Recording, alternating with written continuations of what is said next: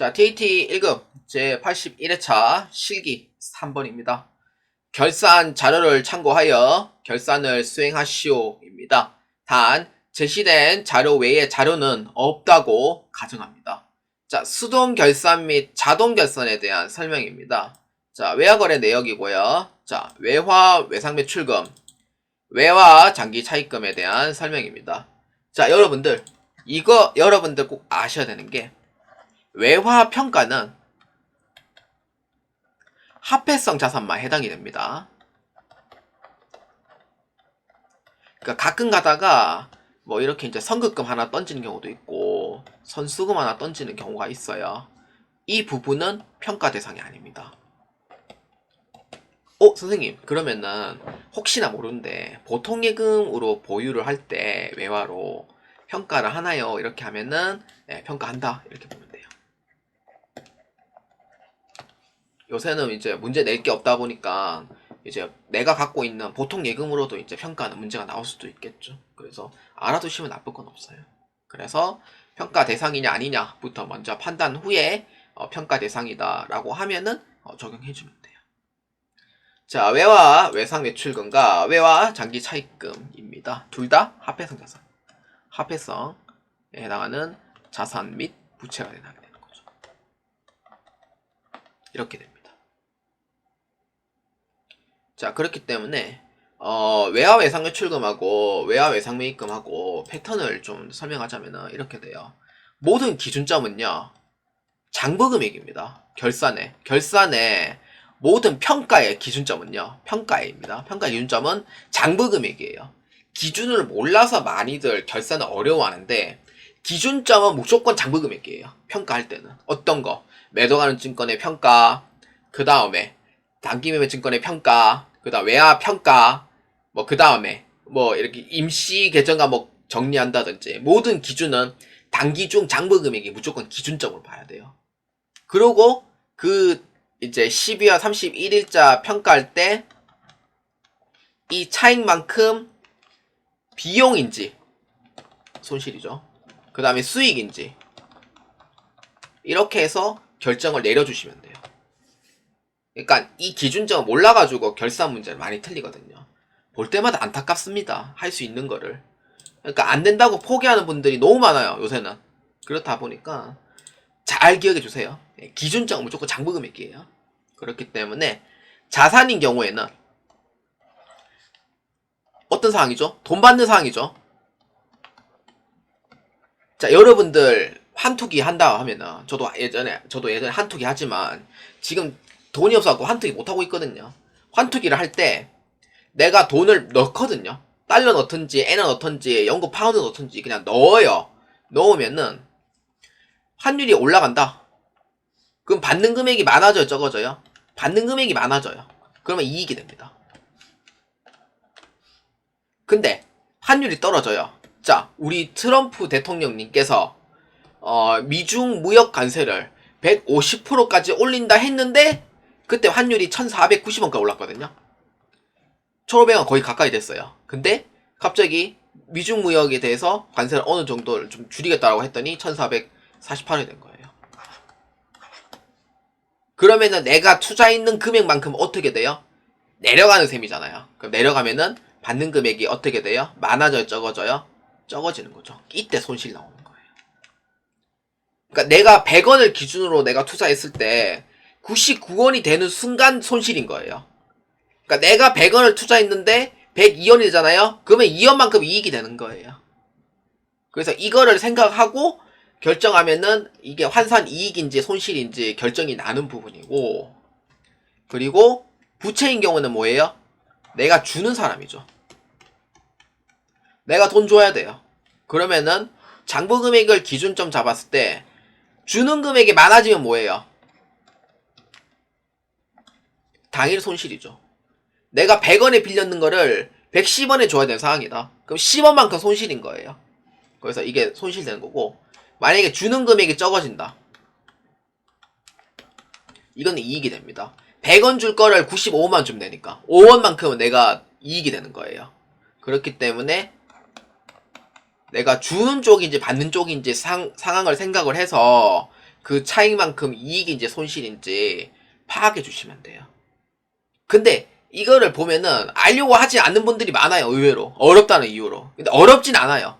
상업은 내가 돈을 생각하면은 돈을 많이 받냐 적게 받냐 그 평가하는 거지, 우리가 파생 상품 이런 거 하는 게 아니거든요. 그렇기 때문에 어렵지 않게 할 수 있으니까 꼭 한번 꼭 맞출 수 있도록 꼭 한번 해보시기 바랍니다. 자, 그래서 외화 외상 매출금은 2만 달러를 기준으로 잡아요. 그래서 장부 금액이 얼마냐면은 1,300원이에요. 얼마예요? 2,600만 원이죠. 그래서 이렇게 해가지고 적용 환율이 얼마예요? 1,500원이에요. 얼마예요? 3천만 원이요. 자, 내가 장부 금액 기준 금액에서 2,600만 원에 내가 외화 외상 매출금 받을 수 있는데 12월 말자가 돼서 3천만 원까지 받을 수 있대요. 그러면은 얼마 더 받을 수 있죠? 그렇죠. 400만 원만큼 더 받을 수 있는 거죠. 그럼 이익이에요, 손실이에요? 받는 금액이 많아지니까 이익이 되는 거예요. 자, 이렇게 이해하시면 돼요. 그 다음에 외화장기 차입금은 10,000달러 기준으로 했을 때, 자, 얼마냐면 1,200원에 내가 돈을 줘야 되는 상황이에요. 1,200만원. 그리고 10,000달러의 결산의 적용환율이 얼마냐면은 1,500원인 거예요. 얼마예요? 1,500만원. 내가 돈을 줘야 되는 상황이 더 많아지면 뭐예요? 자, 1,200만원에 내가 외상 매입을 했는데, 차입을 했는데, 12월 말자를 평가해보니까 1,500만원 줘야 되는 거예요. 얼마 더 줘야 돼요? 300만원만큼 더 줘야 되는 상황이 되는 거죠. 그럼 300만원 더 줘야되면 이익이에요, 손실이에요? 돈을 주는 사람 입장에서는 내 돈을 적게 주는 걸 원하지 많이 주는 걸 원하진 않는다고요. 그렇기 때문에 300만원만큼은 손실이 됩니다. 이렇게. 그 다음에 내가 돈을 주는 금액이 적어지면 뭐예요? 이익이, 다시 할게요. 내가 돈을 주는 금액이 적어지면 뭐예요? 이익이 되는 거예요. 그래서 주는 쪽인지 받는 쪽인지 잘 생각해 주셔야 돼요. 자, 이렇게 해서 회계 처리를 합니다. 자, 그렇기 때문에 일반 전표 입력에 자, 클릭합니다. 자, 12월 31일자입니다. 자, 차변에 외상매출금입니다. 외화 외상매출금이라고 치면 안 나올, 나오네. 안 나오네. 예, 이렇게 쳐주면 돼요. 그냥 외상매출금 치면 안 돼요. 이거는 이게 뭐지? 큰새구나. 빅버드구나. 빅버드 코퍼레이션 리미티드 3-1 차변에 얼마? 400만원만큼 이익이 되는 거죠. 외화 환산 이익입니다.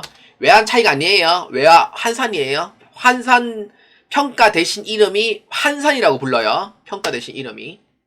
그래서 이렇게 잡아주시면 돼요. 그 다음에 하나 더 뭐예요? 외화 환산 손실입니다. 자, 회사 이름 뭐예요? 성디. 성디구나. SUNGD. 자, 이렇게. 3-1. 얼마? 300만원. 대변에 뭐예요? 외화 장기 차입금입니다. 이거 계정 가면 그대로 가야 돼요. 이렇게 해주면 돼요. 알기 쉽게, 아마 이해가 되셨을 거라 생각합니다. 자, 그 다음에 2번. 재고자산 실사입니다. 이건 자동 결산 내용이기 때문에 결산 자료 입력에 자, 클릭합니다. 자, 재고 실사 내역 한번 봅시다. 그냥 나오면은 섭한계 TAT 1급이기 때문에. 자, 보니까 실사가 단위당 원가 330만원에 수량 200개가 있대요. 실사를 했는데 6천만원이 있답니다.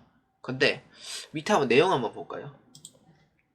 위탁 계약을 맺고 발송한 제품 중에 수탁자가 아직 판매하지 않은 제품 50개 있잖아요. 원가 30만원.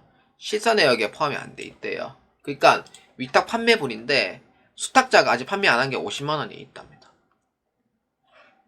그럼 뭐예요? 수탁자가 판매하지 않은 거 위탁자 재고에 포함시켜야 되죠. 근데 내가 위탁자예요. 맞죠? 내가 위탁자죠. 그래서 위탁자인데 재고를 수탁자에게 부탁을 했더니 아직 50개는 못 팔았습니다. 12월 말째 50개 남았어요. 라고 했는 거예요.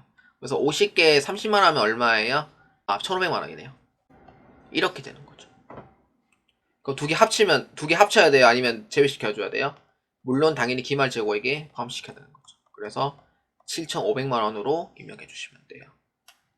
자, 그러면은, 자, 요렇게, 자, 1에서 12월. 자, 보면은 제품입니다. 기말 제품 재고액으로 봐요. 여기, 기말 제품 재고액. 자, 여러분들 감모 평가, 저기, 그 적합법 없어요, 문제에서. 그렇기 때문에, 얼마? 7,500만 원 넣어주면 돼요. 자, 이렇게 해서 입력해 주시면 됩니다. 자, 그러고 나서 전표 추가 클릭합니다. 그럼 전표 추가가 됐고요. 일반 전표 입력에 여기 조회키 눌러주면은 이렇게 해서 이제 결산문계가 되어 있는지 확인해 주시고, 자, 그 다음 마지막입니다. 이익 인경은 처분계산서 클릭합니다. 자, 아니요 누르면 돼요. 자, 3번입니다. 처분 예정일 당기 2026년 2월 28일, 전기는 2025년 3월 10일 이렇게 돼요. 그러고 나서 전표 추가 눌러주시면 됩니다. 이거는 TAT 2급과 다르게 딱히 뭐 그렇게 확인해야 될 필요는 없고요. 재무상태표 클릭해서 이제 대차 차익이 나냐 안 나냐까지만 확인해 주시면 돼요. 대차 차익이 없다면은 뭐 대체로 문제는 없다 이렇게 보면 되고, 세세한 부분까지는 이게 대차 차익이 안 뜨더라도 뭐 100점 받을 수 있는 그런 보장은 없어요. 그렇기 때문에 일단 대차 차익이 안 뜨는 걸 확인하고 이렇게 해서 진행해 주시면 됩니다.